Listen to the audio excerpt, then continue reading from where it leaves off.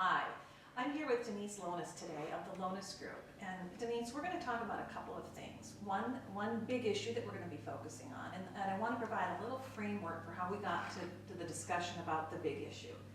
So several weeks ago, you became, let's say, a target of some activity online that came about as a result of a lawsuit that you had filed. Mm-hmm. Now, I know that you can't share the details of a pending lawsuit, but give us just a tiny bit of information, if you could, that helps us understand how something like a lawsuit led to a much, actually, bigger challenge for your business. Certainly. Well, last year, I contacted my attorney because I was concerned about some copyright infringement issues and particularly some branding issues around my company brand, the Zebra. A gentleman by the name of Daniel Rothamel had been using a very similar iconic image to us, was also using a name similar to ours, and it was providing confusion for clients. We were hearing from people, they were asking me if I was Daniel, if Daniel was a part of us. There was confusion. Contacted my attorney and said, what do we do about this? And he said, well, let's contact Daniel and let's open the door to discussion. That's exactly what we did. We sent him a letter. We invited him to talk to us about the issue. We got a letter back from his attorney that closed that door. We were left with no choice but to file a lawsuit. That is exactly what we did. I frankly have been shocked at what has transpired from filing that lawsuit. Okay. So Denise, this lawsuit that you've brought against Daniel, it's not personal in nature. Do you even know Daniel personally? I don't know Daniel personally. I definitely can see that he's got a great online following, and I think that's fantastic for him. He also loves zebras. How could you dislike someone who loves zebras as much as I do? So this is not personal, you know. We're professional people. We have a professional disagreement, and I've hired a professional to deal with this. So this is not about Daniel personally. So you filed a lawsuit, which is appropriate and which is your right, of course, as a business owner. Anyone can bring suit against anyone at any time.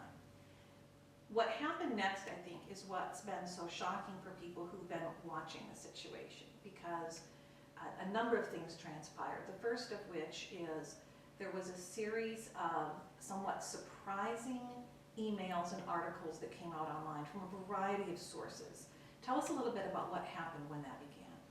Well, I received an email late afternoon on Thursday, February 24th, and that email was from Inman News, and it basically said, hi, we're thinking about running an article about the lawsuit. I was stunned because I didn't think anyone except Daniel and I knew about the lawsuit.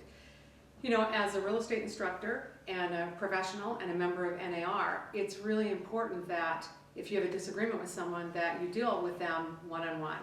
We didn't go to a news agency. We didn't want to bring attention to this. This is a business-to-business issue. And, you know, Daniel has his point of view. We certainly have ours, and we should be entitled to have the privacy to deal with that. So I was first of all surprised by that email. I was shocked the next morning when Inman News ran the article it did. And the article ran, and it basically talked about the lawsuit, but it wasn't the article so much that was shocking. Because Inman News is a news agency, I understand that they want to report news. Somebody contacted Inman News to let them know that this is really a newsworthy story, and I respect that. As a news agency, they have a right to report news stories. But what I was not expecting was the backlash and the commentary that happened once that article went, basically when it went public. So Inman News is a news agency really devoted to real estate news and events happening in the real estate world. If you weren't the one who provided that story to them, where do you think the story came from, and what was the point of all that? I don't know. It's hard to speculate. I don't know where the story has come from. I have contacted Matt, the person that wrote the first story, and I asked him, and I'm going to continue to want to know the answer. Where did the story come from? Who felt it was important to bring mine and Daniel's private business to such a public forefront? I think that's really important because there has been so much speculation about where that did come from. Somebody asked if I brought the story to Inman, and I'll tell you right now that I did not. And I still feel that this is an issue that Daniel and I need to address. I feel very badly that Daniel closed the door of communication because, you know, it's really important if you disagree with someone to, you know, let's open the door, let's talk about it. It wasn't I that contacted Inman News. I know that one thing that happened next with regard to Inman was highly unusual and I believe raised a lot of eyebrows in this industry. Inman News, for people who don't know, has a policy of running articles for free on the first day that the article is printed. And then after that point in time, the article drops back into their archives and you cannot see that article unless you're a paying member. However, in this case, Inman News kept your story about your company and the lawsuit with Daniel, as well as all of the posts that accompanied that, on the front page. In other words, continued that as a free story and violated what appears to be a longstanding policy of theirs. Did that surprise you? It surprised me. I'm not familiar with Inman's policy, but a number of people talked about it and emailed me, and there was a lot of online discussion. In fact, people were, giving Inman kudos. Good job for keeping this, as the front story. So, clearly, maybe it was driven by demand, but I don't think it was appropriate. After Inman ran this story, because Inman is so plugged in to the real estate community, what happened? Wow. Well, what happened is there literally within, it felt like minutes, there were blogs that were written and posted online that were very, very negative. The blogs accused me of many things. They seemed to be very upset that I had filed the lawsuit.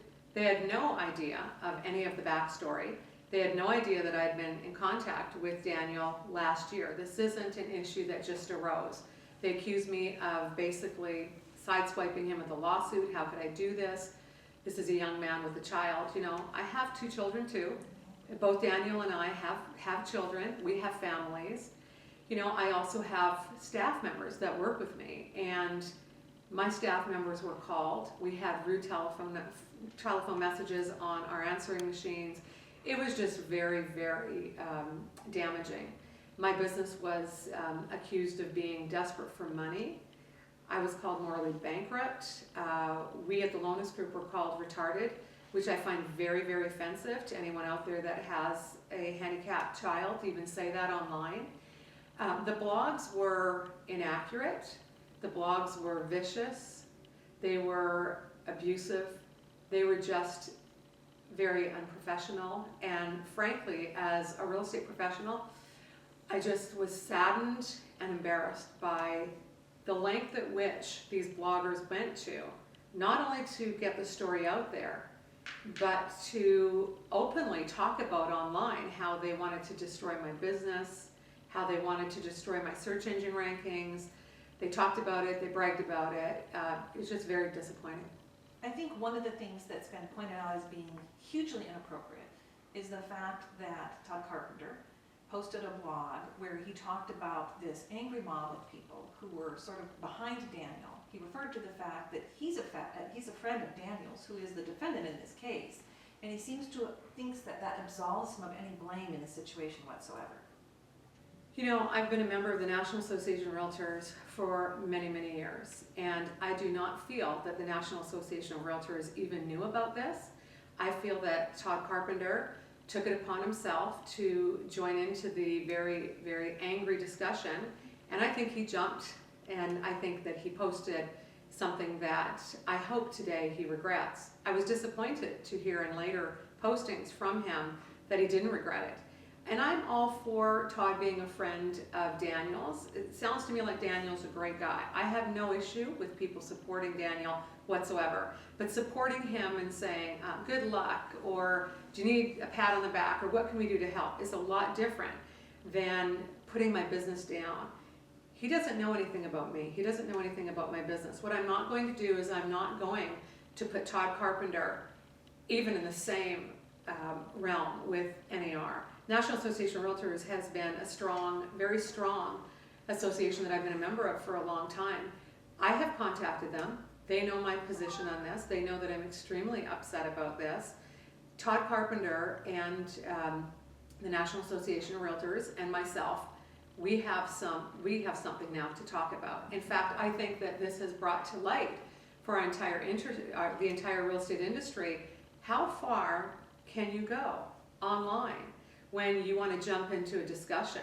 And I And anyone that knows me knows that I respect and I appreciate free speech. I'm all about that. I think as citizens of this country, we have a right to free speech. But do a little bit of investigating, know what you're talking about before you just make vicious attacks against a business owner and their business. So at this point, I'm not upset with the National Association of Realtors. I am very interested to see what actions they take now, because this has been, I think, also embarrassing for them. So I am disappointed with Todd Carpenter, because as a leader, and also some of the bloggers, you know, as leaders, we're supposed to be great examples to the younger generation, or to, you know, to people that are watching us. If somebody came to me, and I have a blog as well, I would not be using my blog to defame anyone, to do any kind of damage to their business. I might say, hey, here's an issue that's come up. Why don't we wait, and why don't we get information from both sides? Why didn't any of those bloggers contact me? Nobody bothered to pick up the phone and call my office and say, can I talk to Denise? Can I hear her side of the story? Nobody except one person. That one person was Frances Flynn Thorson. She actually picked up the phone. I was shocked. I got a phone call and she just said, hey, you know, I'm not taking sides here, but I just want to know, what is your side of the story? And I said just what I said earlier. We contacted Daniel last year. We tried to open the door for communication. It wasn't successful. I was put into a corner and had to file a lawsuit. And I believe I have a valid right to do that. That was the end of it. I have to tell you that there have been a couple of other people that have stood up and they have said, you know, this doesn't seem right. Something seems, you know, not so, you know, professional about this. They, in turn, have also been attacked online. They've been called names online. To me, just watching it all, I'm really disappointed that the attacks have gone from me to another person.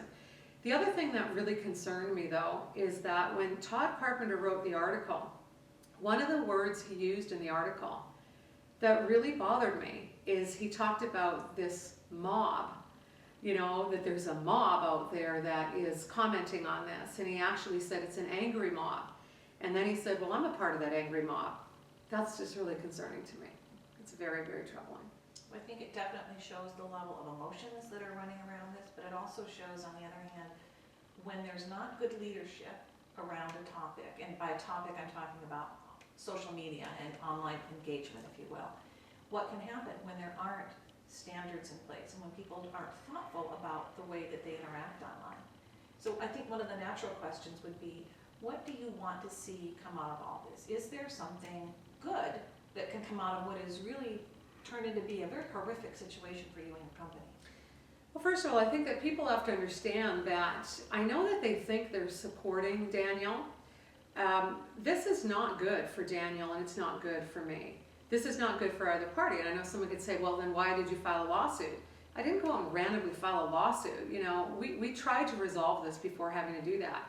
But now I sit in a very different place, and I look at the fact that we do have a big issue that needs to be looked at. Clearly, this mob needs to be, there needs to be education about the fact that it's not okay to defame a company. It's not okay to attack, you know, my staff. It's not okay to threaten me. I had someone who actually called me and told me if I didn't drop the lawsuit within 7 days, that my company would be destroyed.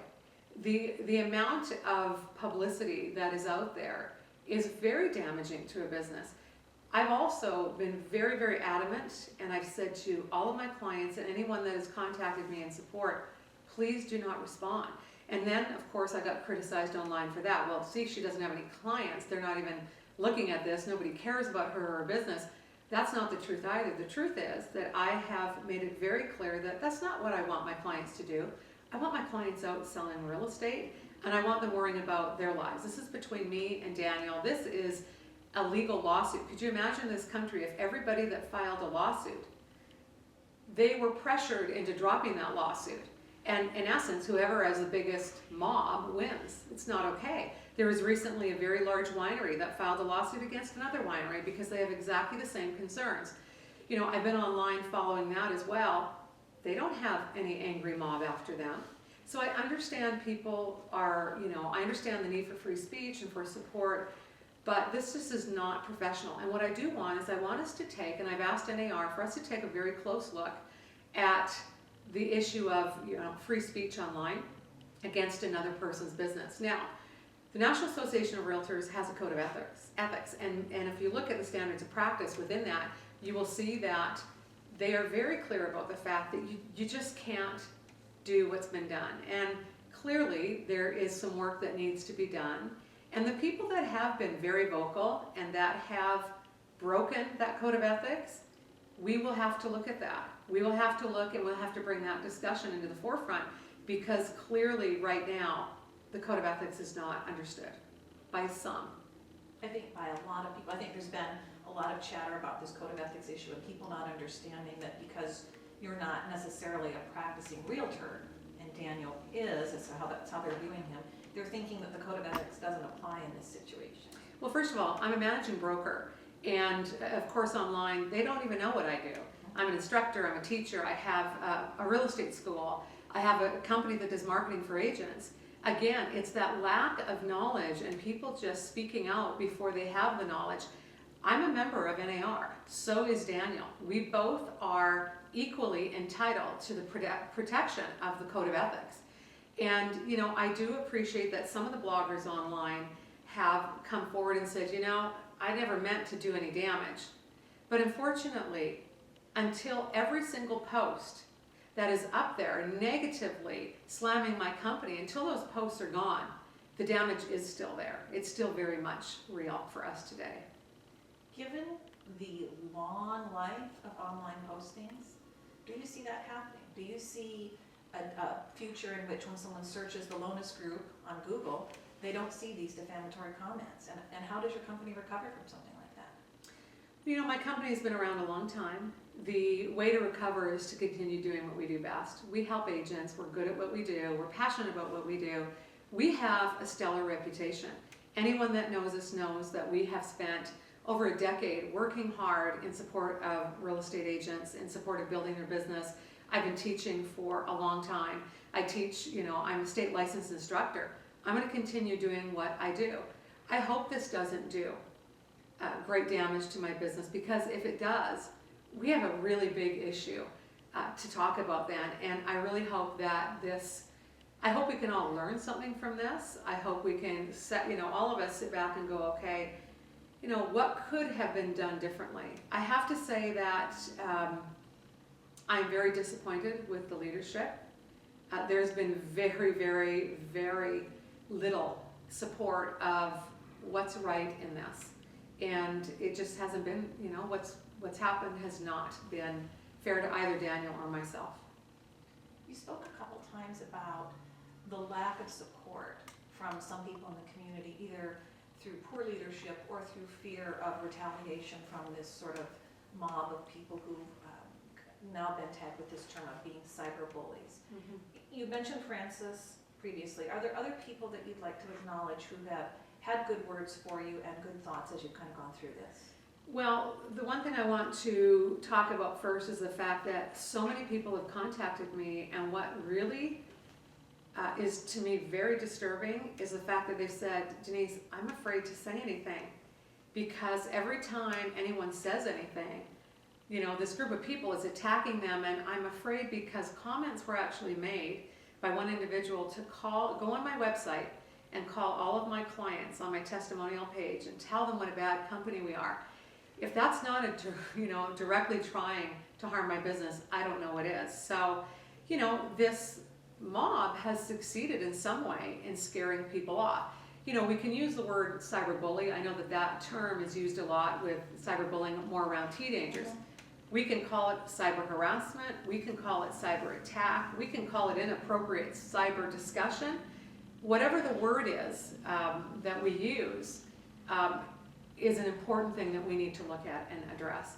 I do want to also acknowledge someone that I don't know, Kevin Tomlinson in Florida. He spoke up. I noticed he got a few jabs for it, but I really respect people who can speak up. I don't know this person. He clearly was able to read between the lines and see what was happening. I really appreciated that. I had a number of other people that came forward and emailed me privately and just said, look, this is not okay. So, you know, I think it's just really, for me, it's been a great example of the support that is out there for me. My clients have been fantastic, and you know, they're concerned about me. You know what? I'm okay. I'm more concerned about my staff. I think that my staff has been shocked by this, especially, you know, when we get comments like they don't know what they're doing on the web. You know, these are just incorrect statements. I'm a technology instructor. To make comments like I don't even know what Web 2.0 is when I actually teach it, that's a little bit, again, it's just troubling, and I feel sad that my staff has had to endure it. I feel sad that the real estate industry, that this is even news. I mean, this really isn't news. This is about two people that have an issue that they need to resolve. This is between me and Daniel. All this additional support is noise, and if it was well researched, I would respect it. I'm all for free speech, but I'm not for attacking a company online. Now, if I owned a hotel and you stayed in my hotel and the food wasn't good or the room wasn't clean, I'd understand it. None of these people have hired me to do business, so they're attacking me not knowing even what I do in my business. I think that's a good point. So to kind of summarize, what do you hope for as a result of all this? I know you've mentioned that you would like to work with NAR and you want to see some sort of rules or ideas around social media. How would that ideally roll out for you? I actually would like to see a national task force on cyber-harassment within the real estate industry. I have since learned of a number of additional instances that have taken place in the last couple of months with other real estate agents. If this had to happen so that we could support them, because here's what really is frightening to me. What happens if, let's say, a realtor out there has a buyer or seller that's disgruntled? And let's imagine that one of those clients has an angry mob of their own. It could destroy a real estate agent's business. And what I would hope out of this is that if we can put together a national task force that watches this, that before any of us blog, before any of us make comments on things that we just don't have enough information on, maybe we'll think twice. You know, it's easy to sit behind a computer and to make an attack against someone. It's a lot different than to sit across a table and attack someone. And I think we need to slow down. I think before we hit the enter button, we need to just think twice, because we are hurting people's lives. You know, my staff and I have families too. I think that's excellent advice, and I want to thank you for talking about this issue. I know that bringing something to the forefront that has not been the greatest reflection on your company is not a simple thing, but I admire the fact that you have stepped up to say it's not okay that this goes on, that this kind of behavior isn't appropriate, and in spite of the fact that it's going to focus some more energy on my company at a time when perhaps I don't really want to have that you're willing to step forward and be a leader in this position, and I think it speaks very highly to the company. Well, the one thing I just want to say is that, you know, it's really important that, you know, as professionals, we have to act like professionals. You know, name calling is what we did when we were in, you know, elementary school. We are adults now. We need to handle ourselves professionally. You know, Daniel and I have a disagreement. It's very simple. I would hope Daniel would call me. I would hope he would want to resolve this. Certainly nobody wants to have to, you know, file a lawsuit. I certainly don't want to, you know, and I still welcome that opportunity for him to talk to me. But here's the one thing that I've been criticized for. Why didn't I talk about this sooner? Why didn't I go online and fight back and attack these people, you know, and give them more of the truth sooner? Even when I've released 2 statements about this. I've given them more facts. Every time I release a statement, I'm attacked more. I'm sure when this video appears, there's going to be more of that. But I just want everyone to know that you really need to watch what you're saying online, because I am going to work very hard to make sure that this doesn't happen to anyone else. Thank you.